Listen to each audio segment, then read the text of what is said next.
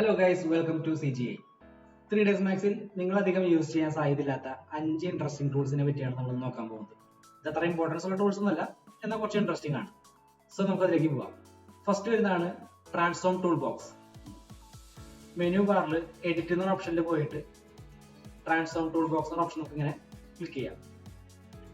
ഇതേപോലത്തെ ഒരു ഓപ്ഷനിലേക്ക് വരാം. ഈ ഒരു ടൂൾ ഉപയോഗിച്ചിട്ട് നമുക്ക് ഒബ്ജക്റ്റിനെ റൊട്ടേറ്റ് ചെയ്യാനും അതിന്റെ പിവറ്റ് പോയിന്റ് അലൈൻ ചെയ്യാനും ഈസി ആയിട്ട് സാധിക്കും.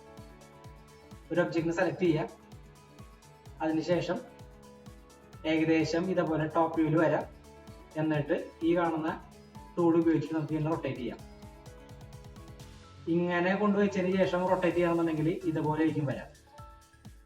ആംഗിൾ നമുക്ക് വേണമെങ്കിൽ ഇവിടെ ക്ലിക്ക് ചെയ്തിട്ട് ചേഞ്ച് ചെയ്യാം.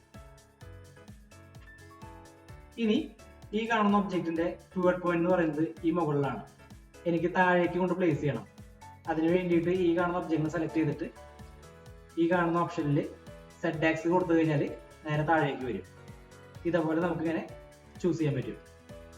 ഞാനിവിടെ ഈ ഒരു ചെയർ സെലക്ട് ചെയ്തിട്ട് കോപ്പി എടുത്ത് വയ്ക്കുകയാണ്. ഇൻസ്റ്റന്റ് ടൂൾ കൊടുത്ത് കോപ്പി കൊടുത്തു. 3 സെലക്ട് ചെയ്തു. ആംഗിൾ ഞാനിവിടെ ക്ലിക്ക് ചെയ്തിട്ട് ഒരു 30 കൊടുത്തു. ദെൻ ഏകദേശം ടോപ്പ് വ്യൂ വന്നിട്ട് ഇങ്ങനെ റൊട്ടേറ്റ് ചെയ്തു. കറക്റ്റ് സൺറൈഡ് കിട്ടി. ഷിഫ്റ്റ് പിടിച്ചിട്ട് ഈ കാണുന്ന ഡയറക്ഷനിലേക്ക് കൊണ്ട് പ്ലേസ് ചെയ്ത് വെച്ചു. ഇൻസ്റ്റന്റ് കൊടുത്തിട്ട് ഒന്നും കൂടി റൊട്ടേറ്റ് ചെയ്യാണ്.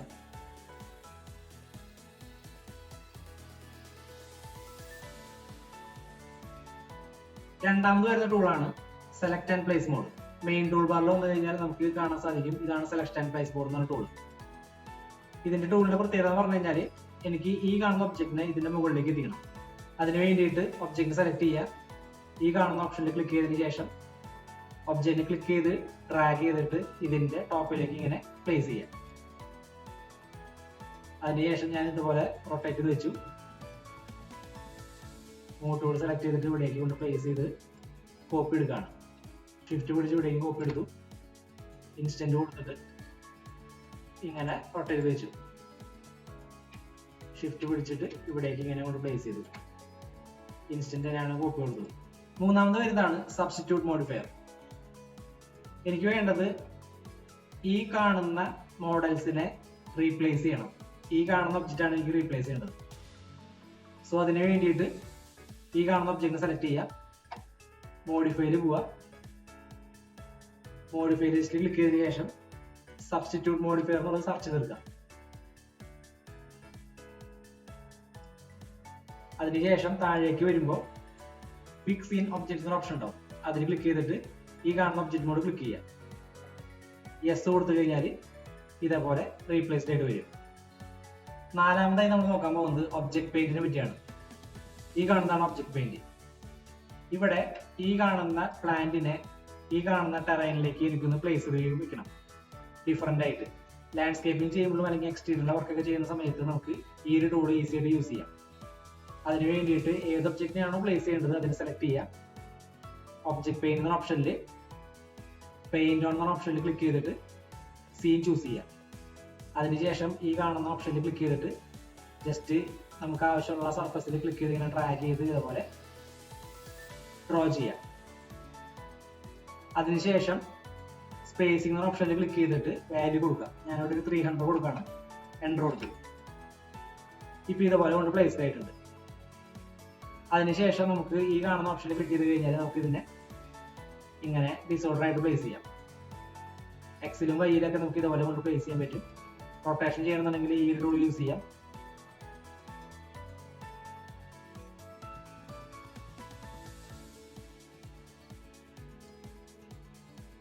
അതിനുശേഷം റൈറ്റ് കൊടുത്തതിന് ശേഷം ജസ്റ്റ് റൈറ്റ് ക്ലിക്ക് അടിച്ചു കഴിഞ്ഞാൽ ഓക്കെ ആയിക്കോളും. ദെൻ ഫൈനലി അഞ്ചാമതായി നമ്മൾ നോക്കാൻ പോകുന്നത് സെർച്ച് ഓപ്ഷനെ പറ്റിയാണ്. കീബോർഡിൽ എക്സ് ടൈപ്പ് ചെയ്ത് കഴിഞ്ഞാൽ നമുക്ക് ഇതുപോലത്തെ ഒരു സെർച്ച് ഓപ്ഷൻ കിട്ടും. ഇഷ്ടമുള്ള ടൂൾസ് നമുക്ക് ഇങ്ങനെ ആക്സസ് ചെയ്യാൻ പറ്റും.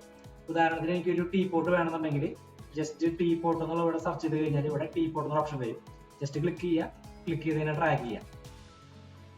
ഇനി ഇതിന്റെ മുകളിൽ എനിക്കൊരു എഡിറ്റ് ബോളി ആഡ് ചെയ്യണമെന്നുണ്ടെങ്കിൽ ഒന്നും കൂടി എക്സ് ടൈപ്പ് ചെയ്യുക, എഡിറ്റ് ബോളി എന്നുള്ളത് സെർച്ച് ചെയ്തെടുക്കുക. താഴേക്ക് വരുമ്പോൾ കാണാൻ പറ്റും എഡിറ്റ് ബോഡി. സിമെട്രി എന്ന് പറയുന്ന മോഡിഫയർ വേണമെന്നുണ്ടെങ്കിൽ ഒന്നുകൂടി സെർച്ച് ഓപ്ഷൻ എടുത്തു സിമെട്രി എന്നുള്ളത് അവിടെ സെർച്ച് ചെയ്തെടുത്തു. ഇതേപോലെ നമുക്ക് ഇങ്ങനെ ചൂസ് ചെയ്ത് കൊടുക്കാൻ പറ്റും. സോ ഇത്രയാണ് നമ്മുടെ 5 ഇൻട്രസ്റ്റിംഗ് ആയിട്ടുള്ള ടൂൾസ്. ഇത് നിങ്ങൾ യൂസ് ചെയ്യുന്നതാണെന്നുണ്ടെങ്കിൽ കമന്റ് ചെയ്യുക.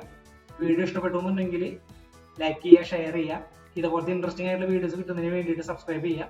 സബ്സ്ക്രൈബ് ചെയ്യുമ്പോൾ ബെല്ലൈക്കൺ കൂടി ഓൺ ആക്കിയിട്ട് കഴിഞ്ഞാൽ ഞാനിടുന്ന വീഡിയോസ് നിങ്ങൾക്ക് നോട്ടിഫിക്കേഷൻ ആയിട്ട് വരുന്നതായിരിക്കും. സോ പുതിയൊരു ടോപ്പിക്കായിട്ട് നമുക്ക് നെക്സ്റ്റ് വീഡിയോയിൽ കാണാം. Thank you.